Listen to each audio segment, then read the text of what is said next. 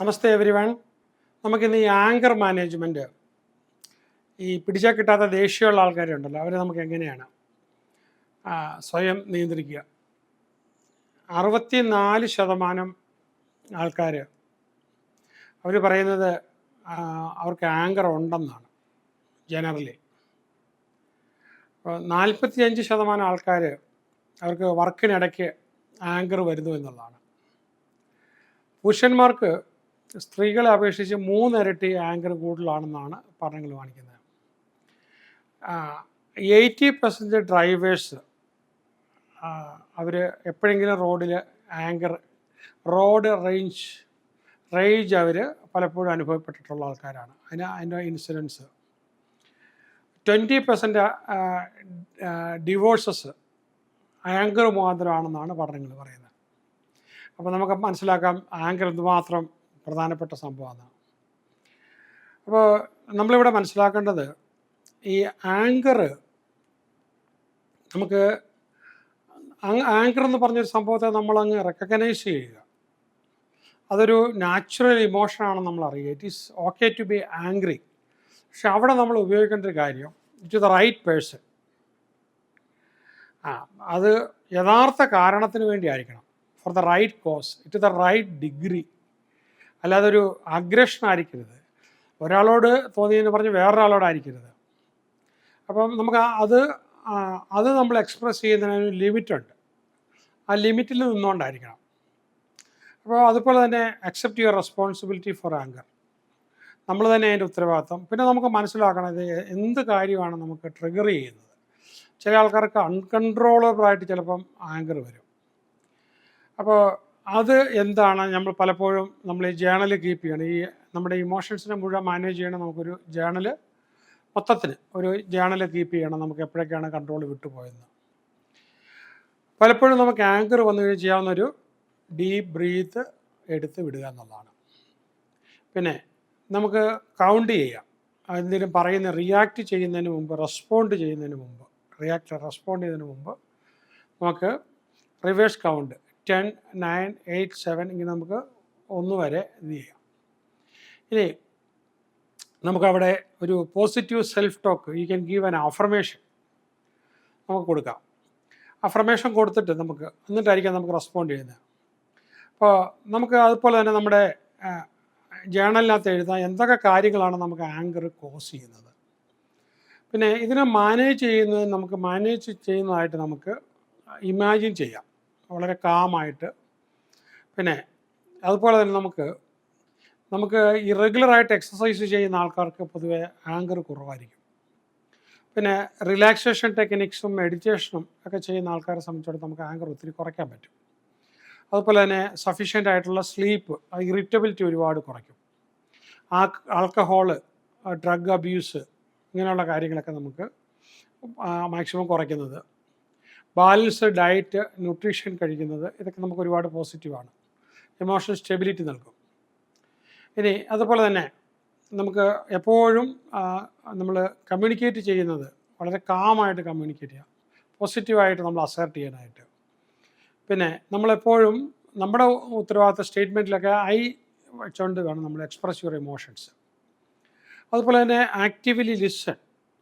നമ്മൾ പറയുന്നത് മറ്റുള്ളവരെ കഴിവതും ബ്ലെയിം ചെയ്യാതിരിക്കുക. ഈ നെഗറ്റീവ് ഊർജ്ജക്കാരാണ് എപ്പോഴെങ്കിലും മറ്റുള്ളവരെ ബ്ലെയിം ചെയ്തുകൊണ്ടിരിക്കുന്നത്. അത് നമ്മളെ നിന്ന് കളയണം. പിന്നെ നമുക്ക് ഇത് വല്ലാതെ ബുദ്ധിമുട്ടെന്നുണ്ടെങ്കിൽ നമുക്കൊരു തെറാപ്പിസ്റ്റിനെ കാണുന്നത് എപ്പോഴും നല്ലത്. വേറൊരു പോയിൻ്റ് ഓഫ് വ്യൂവിൽ അവർ നിന്ന് എക്സ്പ്ലെയിൻ ചെയ്യുമ്പോൾ കുറച്ചുകൂടെ ഇത് കിട്ടും. ഓൺലൈനാണെങ്കിലും എടുത്താൽ മതിയാവും. ആങ്കർ മാനേജ്മെൻ്റ് എന്നും പറഞ്ഞൊരു ഇംഗ്ലീഷ് മൂവിയുണ്ട്, അത് കാണുന്നത് നിങ്ങൾക്ക് വളരെ രസകരമായിരിക്കും. പിന്നെ practice forgiveness, to let go of the past grudges, എപ്പോഴും നല്ലതാണ്. അതുപോലെ ലേൺ ടു സേ നോ, പലപ്പോഴും നമുക്ക് പറയാനായിട്ട്. പിന്നെ ഓൾവേസ് കീപ്പ് ഹെൽത്തി ബൗണ്ടറീസ്, അതിൻ്റെ അപ്പുറത്തേക്ക് പോകാതെ, അതിൻ്റെ അടുത്തേക്ക് ആരും വരാതെ. പ്രയോറിറ്റൈസ് സെൽഫ് കെയർ, അപ്പോൾ നമുക്കത് ചെയ്യാം. പിന്നെ നമുക്ക് ഇതിനിടയ്ക്ക് നമ്മൾ വല്ല ഹ്യൂമറും, നമുക്കത് അവിടെ പറയാൻ പറ്റിയില്ല, നമ്മൾ മെൻ്റലി നമുക്ക് ഫീൽ ചെയ്യാം. അപ്പോൾ ഡെവലപ്പ് എ സപ്പോർട്ട് നെറ്റ്വർക്ക്, നമുക്ക് ഫ്രണ്ട്സോ ഫാമിലിയൊക്കെ ആയിട്ട്. പിന്നെ നമുക്ക് ഈ ആങ്കർ മാനേജ്മെൻറ്റിൻ്റെ ക്ലാസ്സസ്, വർക്ക്ഷോപ്സൊക്കെ നമുക്ക് വളരെ സൗകര്യം കിട്ടും. പിന്നെ നമുക്ക് ഇറാഷണൽ തോട്ട്സ് ഒക്കെ നമുക്ക് വരുന്നുണ്ടെങ്കിൽ അത് നമ്മുടെ ആങ്കറിനെ ഫ്യൂവൽ ചെയ്യുന്നുണ്ട്, അതിനെ ചാലഞ്ച് ചെയ്യാം. പിന്നെ ഫോക്കസ് ഓൺ ദ സൊല്യൂഷൻസ്. അപ്പം പ്രോബ്ലം അല്ല, പ്രോബ്ലത്തിന് പകരം സൊല്യൂഷൻസ്. അപ്പം manage your time effectively to reduce stress. അപ്പോൾ നമുക്ക് ഇങ്ങനെ വരുമ്പോഴത്തേക്കും നമ്മൾ ചെയ്യുന്ന കാര്യത്തെ നമുക്ക് പല ഭാഗങ്ങളായിട്ട് തിരിച്ച് മാനേജബിൾ സ്റ്റെപ്സ് ആയിട്ട് identify and challenge unrealistic expectations. നമുക്ക് അങ്ങനെ ചെല്ലുമ്പോൾ ചിലപ്പോൾ നമുക്ക് ദേഷ്യം വരും. Use assertive communication to express needs, നമുക്കത് ഉപയോഗിക്കാം. ഇനി practice active listening in conversation, ശ്രദ്ധാപൂർവ്വം കേൾക്കുക.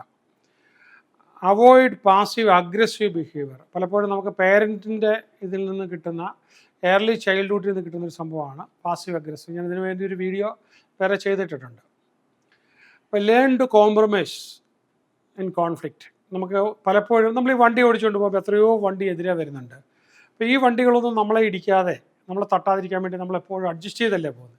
എന്ന് പറഞ്ഞ പോലെ ഹ്യൂമൻ ഇൻട്രാക്ഷൻസിൽ അത് പറ്റാതെ പോകാൻ പറ്റണം. Walk away from argument when necessary, ഒഴിവാകാനായിട്ട്. ഞാനിപ്പോൾ ഒരു എക്സാമ്പിൾ പറയാം. ഞാൻ ഈ അടുത്ത കാലത്ത് കോഴിക്കോട് ഒരു ക്ലാസ് എടുത്തുകൊണ്ടിരിക്കുക. അപ്പോൾ കോഴിക്കോട് ക്ലാസ് എടുത്തുകൊണ്ടിരിക്കുമ്പോൾ എനിക്കറിയാവുന്ന എൻ്റെ തന്നെ ഒരു സ്റ്റുഡൻ്റാണ്, പക്ഷേ അയാൾ ഒരുപാട് ഗർവമുള്ള ആളാണ്. അയാൾക്ക് ഒരു ഡിസോർഡർ ഉണ്ടെന്ന് എനിക്കറിയാം. അപ്പം അയാൾ ക്ലാസ്സിൽ കയറി വന്നിട്ട് അയാളുടെ ഒരു സെൽഫിഷ് കാര്യത്തിന് വേണ്ടിയിട്ട് ഒരുപാട് ബഹളം. അപ്പോൾ ക്ലാസ്സിൽ വേറെ ആൾക്കാരിരിക്കുന്നു, അവരെല്ലാം വന്നിട്ട് പറഞ്ഞു ഞങ്ങൾ കാശ് കൊടുത്ത്, ഞങ്ങളുടെ റൈറ്റാണ്, ഡോണ്ട് ഡിസ്റ്റർബ് ദ ക്ലാസ്. അയാളതൊന്നും സമ്മതിക്കത്തില്ല. അയാൾ വന്ന് ആ ക്ലാസ് അങ്ങോട്ട് കംപ്ലീറ്റ് അലമ്പുമാണ്. അപ്പോൾ സ്വാഭാവികമായിട്ടും വേറെ ഏത് അധ്യാപകനാണെങ്കിലും അധ്യാപകൻ്റെ ക്ഷമ കംപ്ലീറ്റ് പോകും. അപ്പം ഞാൻ അവിടെ ഇരുന്ന് കഴിയുമ്പോൾ ഞാൻ പെട്ടെന്ന് എൻ്റെ മനസ്സിലൊരു ഓർമ്മ വന്നത്, ബുദ്ധൻ ഒരിക്കലും ഇങ്ങനെ ഇരിക്കുകയാണ്. ബുദ്ധൻ ഇങ്ങനെ ഇരിക്കുമ്പോൾ ബുദ്ധൻ്റെ പ്രധാന ശിഷ്യൻ അനന്തനും ഉണ്ട് അടുത്ത്. മറ്റൊരു ബുദ്ധനെ അറിയാവുന്ന ഒരാൾ അവിടെ കയറി വന്നിട്ട്, ബുദ്ധനോട് ഒരുപാട് ദേഷ്യം ഉണ്ടാകുന്ന ആളാണ്. അവിടെ കയറി വന്നിട്ട് ബുദ്ധനെ ഒരുപാട് അങ്ങ് അബ്യൂസ് ചെയ്തു. വിളിക്കാവുന്ന തെറി മുഴുവൻ ബുദ്ധനെ വിളിച്ചു. ബുദ്ധൻ ഇതിങ്ങനെ മുഖത്ത് നോക്കി ചിരിച്ചുകൊണ്ടിരുന്നു. അപ്പം സംസാരം അയാൾ നിർത്തി കഴിഞ്ഞപ്പോഴത്തേക്കും താങ്ക് യു എന്ന് പറഞ്ഞു. അപ്പോൾ അയാൾക്കൊന്നും പറയാനില്ല. ബുദ്ധൻ നന്ദിയാണ് പറയുന്നത്. കുറേ നേരം വീണ്ടും ഇദ്ദേഹം പറഞ്ഞതിന് ശേഷം അയാൾ ഇറങ്ങി അങ്ങ് പോവുകയാണ്. സ്വല്പം അങ്ങ് നടന്നിട്ട് തിരിഞ്ഞു നോക്കിയപ്പോൾ ബുദ്ധനെ നോക്കിയപ്പോൾ വീണ്ടും ബുദ്ധൻ പറഞ്ഞു താങ്ക് യു. അപ്പം ഇയാൾ അതും നോക്കിയിട്ട് ഇയാൾ ഇറങ്ങി അങ്ങ് പോയി കഴിഞ്ഞപ്പോൾ ബുദ്ധൻ പറഞ്ഞു, എൻ്റെ ഗുരു എനിക്കങ്ങ് സഹിക്കാൻ പറ്റുന്നില്ല, ഇയാൾ ഇത്രയും ഗുരുവിനെ എതിരെ പറഞ്ഞു, എനിക്കങ്ങ് ചോര തിളയ്ക്കുന്നു എന്ന് പറഞ്ഞു. Cool down. അപ്പോൾ എന്തിനാണ് അങ്ങ് നന്ദി പറഞ്ഞത്, അങ്ങനെ ഇത്രയും ചീത്ത വിളിച്ചിട്ട്? അപ്പോൾ പറഞ്ഞു ഞാൻ ടെസ്റ്റ് പാസ്സായി, അതുകൊണ്ടാണ് ഞാൻ നന്ദി പറഞ്ഞത്. ഒരു ഇതിനും എന്നെ പ്രകോപിപ്പിക്കാൻ പറ്റൂല, എനിക്ക് ദേഷ്യം വരൂല എന്ന് എനിക്കിന്ന് ബോധ്യമായി. കാരണം ഒരു തെറ്റും ചെയ്യാതെ എന്നെ ഇത്രയും ചീത്ത വന്ന് വിളിച്ചല്ലോ. അങ്ങനെയാണല്ലേ അനന്തം പറഞ്ഞു. അപ്പോൾ തിരിഞ്ഞു പോയ ആൾ വീണ്ടും തിരിഞ്ഞു നോക്കിയപ്പോൾ എന്തിനാ അങ്ങ് വീണ്ടും 3 പ്രാവശ്യം നന്ദി പറഞ്ഞ? അത് എനിക്ക് 649 പാസ്റ്റ് ലൈഫ് ഉണ്ടായിട്ടുണ്ട്. അതിൽ ഏതെങ്കിലും ലൈഫിൽ ഞാനിങ്ങനെ ഈ തെറി കേൾക്കാൻ അർഹനാണെന്നുണ്ടെങ്കിൽ എൻ്റെ കാർമിക് ഡെറ്റ് ഇപ്പോൾ ഡിസ്ചാർജ് ആയല്ലോ, ഞാൻ ക്ലീൻ ആയല്ലോ. അപ്പോൾ അത് ക്ലീനാക്കി തന്നതിനും കൂടിയാണ് ഞാൻ നന്ദി പറഞ്ഞത്. അങ്ങനെയാണല്ലേ വിസ്ഡം. അപ്പം അനന്തൻ, അപ്പോൾ ഞാൻ അവിടെ ഇരിക്കുമ്പോൾ ഇയാൾ വന്ന് എന്നെ ചീത്ത വിളിക്കുകയും അധിക്ഷേപിക്കുകയൊക്കെ ചെയ്യുമ്പോൾ, ആഫ്റ്റർ ഓൾ അയാൾ എൻ്റെ സ്റ്റുഡൻ്റാണ്. അയാൾക്ക് ഇഷ്ടപ്പെടാത്ത കുറേ കാര്യങ്ങൾ, പക്ഷേ എനിക്ക് ഒരു തീരുമാനം എടുക്കുമ്പോഴത്തേക്കും എല്ലാവരെയും സംതൃപ്തരായിക്കൊണ്ട് ഒരിക്കലും ഒരു തീരുമാനം എടുക്കാൻ പറ്റില്ല. അങ്ങനെയാണ് ഞാൻ ഐസ്ക്രീം കച്ചവടത്തിന് പോകാനേ പറ്റുള്ളൂ. ചില തീരുമാനം എടുക്കുമ്പോൾ ചിലർക്കത് സൂചിച്ചൊന്നും വരത്തില്ല. ചില ആൾക്കാർക്ക് അത്യാവശ്യമാണ്, ചിലതിന് റെസ്ട്രിക്ഷൻസ് ഏർപ്പെടുത്തണം. അയാൾ വന്നിട്ട് എന്നെ ഒരുപാട് അധിക്ഷേപിച്ചിട്ട് കുറേ നേരം അവിടെ നിന്നു പ്രശ്നം ഉണ്ടാക്കി. അപ്പോൾ ഹോട്ടലുകാരുടെ ജോലിയാണ്, ഹോട്ടലുകാരോട് ഞാൻ പറഞ്ഞു പോലീസിനെ വിളിക്കാൻ പറഞ്ഞു. പോലീസൊക്കെ വന്ന് അതങ്ങ് പോയി. പക്ഷേ ഇത് വന്നിട്ട് പോകുമ്പോഴൊന്നും ഞാനൊട്ടും എൻ്റെ ഇമോഷനെ ഞാൻ കളഞ്ഞില്ല. അപ്പോൾ അയാൾ പോയി കഴിഞ്ഞപ്പോൾ ഞാൻ പുറത്തേ പറഞ്ഞില്ലെങ്കിൽ ഞാൻ മനസ്സുകൊണ്ട് പറഞ്ഞു താങ്ക് യു. അപ്പോൾ അതിൻ്റെ വീഡിയോ ഒക്കെ എടുത്ത് ആ വീഡിയോ കട്ട് ചെയ്ത് വാട്സപ്പിലൊക്കെ ഇട്ട് കൊടുത്തപ്പോഴും ബാക്കി ആൾക്കാർ പറയും ഇതെങ്ങനെയാണ് കേട്ടോണ്ടിരുന്നത്? ഇത് തന്നെയാണ് ഞാൻ നിങ്ങളോട് ദേഷ്യം വരുമ്പോഴും പറയുന്നത്. എൻ്റെ കോളേജ് ജീവിതകാലത്തോ നേരത്തെ കാലത്തൊന്നും ഇത്രയൊന്നും അല്ല, അതിൻ്റെ 1000-ലൊന്നും എനിക്ക് ദേഷ്യപ്പെട്ടാൽ മതി. ഈ പറയുന്ന ആളിന് അവിടെ നിന്ന് ആ റൂമിൽ നടന്നു പോകാൻ പറ്റില്ല. പക്ഷേ അതല്ല, എൻ്റെ സ്ഥാനം ഒത്തിരി മാറി, ആ കാലഘട്ടം അല്ല എൻ്റെ. ഞാൻ അതുപോലെ പ്രതികരിക്കാൻ പാടില്ല. അപ്പം നിങ്ങൾക്ക് എന്തുകൊണ്ട് ഇങ്ങനെ ചിന്തിച്ചുകൂടാ? ഞാനിപ്പോൾ ബുദ്ധൻ്റെ കാര്യം പറഞ്ഞു. നമുക്ക് അത് വേറൊരു വിധത്തിൽ പ്രതികരിക്കാമല്ലോ. അവിടെ ഈ പ്രശ്നം കഴിഞ്ഞപ്പോൾ ആരാണ് അതിനകത്ത് വിന്നറായത്? അയാളോട് ആ കാര്യത്തോടെ പ്രതികരിച്ച് അയാൾക്കൊരു ഡിസോർഡർ ഉള്ള ആളുമാണ്. പ്രതികരിച്ചിട്ട് എന്താ കാര്യം ഇരിക്കുന്നത്? അപ്പോൾ അതുകൊണ്ട് എന്താണ്, അപ്പോൾ നമ്മളതുകൊണ്ട് അതിലൊട്ടും ശകലം പോലും ആക്ഷേപമില്ലാതെ പ്രയാസമില്ലാതെ നമുക്ക് ഇരിക്കാൻ പറ്റണം. ട്രൈ, നിങ്ങളെക്കൊണ്ട് പറ്റും. ശ്രമിച്ചു കഴിഞ്ഞാൽ ഏത് പ്രശ്നം കൊണ്ടെങ്കിലും ദേഷ്യം ഉണ്ടെങ്കിലും. So engage in your hobbies. നമുക്ക് ഇൻട്രസ്റ്റ് തോന്നിക്കുന്ന, എൻജോയ് ചെയ്യുന്ന എന്തിനു ശ്രദ്ധിക്കുക. ആ സമയത്ത് നമ്മുടെ എനർജി ആങ്കർ അതിലേക്ക് തിരിച്ചുവിടാം. നമുക്ക് ക്രിയേറ്റീവായിട്ട് എന്തിനേലും തിരിച്ചുവിടാം. നമുക്ക് മറ്റുള്ളവരെ ഹെൽപ്പ് ചെയ്യാൻ പറ്റിയ എന്തിനേലും തിരിച്ചുവിടാം. പിന്നെ നമുക്ക് ഒരു പ്രസൻറ്റ് മൊമെൻറ്റ് നമുക്ക് ശ്രദ്ധിക്കാൻ പറ്റിയൊരു കാര്യത്തിലേക്ക് തിരിച്ചുവിടാം. പിന്നെ നമുക്ക് ഒരു പ്രോഗ്രറ്റീവ് വളരെ ഇഫക്റ്റീവായിട്ടുള്ള സാധനമാണ് കാലിൻ്റെ പാദങ്ങൾ മുതൽ നമ്മൾ അരവരെയുള്ള ഭാഗം ടൈറ്റൻ ചെയ്യുക. കൈയും ടൈറ്റൻ ചെയ്യുക, റിലാക്സ് ചെയ്യുക. വീണ്ടും ടൈറ്റൻ ചെയ്യുക, റിലാക്സ് ചെയ്യുക. ദീർഘശ്വാസം എടുക്കുക, വിടുക. ദീർഘശ്വാസം എടുക്കുക, വിടുക. മസിൽ റിലാക്സ് ചെയ്യുക, വിടുക. ഇത് നല്ലൊരിതാണ്. അങ്ങനെ നമ്മൾ റിവേഴ്സ് കൗണ്ട് 10 വരെ എണ്ണുക. ഇതൊക്കെ നല്ല കാര്യമാണ്. അപ്പോൾ ആ സമയം നമുക്ക് മറ്റുള്ളവരുമായിട്ട് നമ്മൾ ചിലപ്പോൾ ഫീലൂന്ന് ചിലപ്പോൾ പറയായിരിക്കും. അത് നമ്മൾ കാര്യമാക്കേണ്ട കാര്യമില്ല. അൾട്ടിമേറ്റ്ലി നമ്മൾ തന്നെയായിരിക്കും. ആരാണോ ക്ഷമയുള്ളവൻ അവനായിരിക്കും വിജയിക്കുന്നത്. അപ്പോൾ ഈ ഏറ്റവും വലിയ പ്രാർത്ഥന ക്ഷമയാണെന്ന് ബുദ്ധൻ പറഞ്ഞിട്ടുണ്ട്. ഏറ്റവും വലിയ പ്രാർത്ഥന ക്ഷമയാണ്. അപ്പോൾ നമുക്ക് പേഷ്യൻസ് കാണിക്കാൻ പറ്റുന്നതിനാണ്, ടോളറൻസ് കാണിക്കാൻ പറ്റുന്നതാണ് ഏറ്റവും വലിയ പ്രാർത്ഥന. ഇപ്പോൾ ലേൺ പ്രോബ്ലം സോൾവിങ് സ്കിൽസ്. നമുക്ക് പ്രശ്നങ്ങളുണ്ടെങ്കിൽ സോൾവ് ചെയ്യാനുള്ള സ്കിൽസ്. അപ്പോൾ keep a list of calming affirmations നമുക്ക് ഉപയോഗിക്കാം. Avoid negative self talk. നമ്മളെ കുറ്റം പറയരുത്. സെൽഫ് ക്രിറ്റിസിസം അരുത്. Practice patience and tolerance. അതുപോലെ തന്നെ നമുക്ക് കൺട്രോളിന് അപ്പുറത്തേക്കുള്ളതിനെ നമ്മളങ്ങ് വിടുക. എന്നിട്ട് റിലാക്സ് ചെയ്യുക. ആൻഡ് നമ്മൾ ഫോക്കസ് ചെയ്യേണ്ട ഒരു ബിഗ്ഗർ പിക്ചർ. ലോകത്തിന് നമുക്ക് എന്ത് ചെയ്യാൻ പറ്റും? ആൻഡ് നമ്മുടെ ഏറ്റവും വലിയ gift forgiveness to the world. നമ്മൾ അതിനെക്കുറിച്ചൊക്കെ ചിന്തിക്കുക. And empathy for others. അപ്പോൾ humour to diffuse the situation നല്ലതാണ്. Let go of the grudges. അപ്പോൾ നമ്മൾ ചെയ്യുന്ന അത് വിട്ടുകളെ, അതിനെ കയറി പിടിക്കാതെ. പലതും നമ്മുടെ കയ്യിൽ വരും, സൈഡിൽ കൂടെ വരും. നമ്മളെ ഇൻക്ലൂഡ് ചെയ്യാനായിട്ട് വിട്ടുകളയാൻ പഠിക്കണം. ആൻഡ് നമുക്ക് ഈ പാസ്റ്റിലുള്ള പ്രശ്നത്തിലൊന്നും കൊണ്ടുപോകാതെ അങ്ങനത്തെ സംഭവത്തിൽ നിന്നൊക്കെ നമുക്ക് വിട്ടുകളയാൻ പറ്റണം. ഇനി ഈ find healthy ways to release frustration. വളരെ ഹെൽത്തി ആയിട്ടുള്ള അവസ്ഥ നമുക്ക്. ഫ്രസ്ട്രേഷൻ ഉണ്ടെങ്കിൽ അത് റിലീസ് ചെയ്യാൻ പറ്റിയ ഒരുപാട് വഴികളുണ്ട്. അപ്പോൾ മറ്റുള്ളവർ സഹായിക്കുന്നത്, നമുക്ക് ആങ്കറിങ്, നങ്കൂര വിടുന്ന, കെട്ടിയിടുന്ന, അത് വളരെ നല്ലതാണ്. അച്ചീവബിൾ ഗോൾസിനെ കുറിച്ച് ചിന്തിക്കാം. അഫർമേഷൻസ് കൊടുക്കാം. പിന്നെ സെലിബ്രേറ്റ് സക്സസ്, നമ്മുടെ ഓരോ വിജയം. And manage your expectations in relationships. Practice assertive communication. ഇവരെത്ര കലിച്ചു തുള്ളുമ്പോഴും you have to do this, you have to do this, you have to do this. അത് തന്നെ നമുക്ക് പറയാം. എന്തിനു നിർബന്ധിക്കുന്നോ നമുക്ക് കൊടുക്കാതിരിക്കാം. പിന്നെ വഴക്കുണ്ടാക്കി ബഹളം ഉണ്ടാക്കി എന്ന് പറഞ്ഞ് ഒരു ശകലം പോലും ഈൽഡ് ചെയ്ത് കൊടുക്കേണ്ട കാര്യമില്ല. എൻ്റെ അടുത്ത് സൗണ്ട് ഉയർത്തി ടെററായി കഴിഞ്ഞാൽ ഞാൻ കൊടുക്കാനുള്ളതാണെന്ന് ശരി, കൊടുക്കില്ല.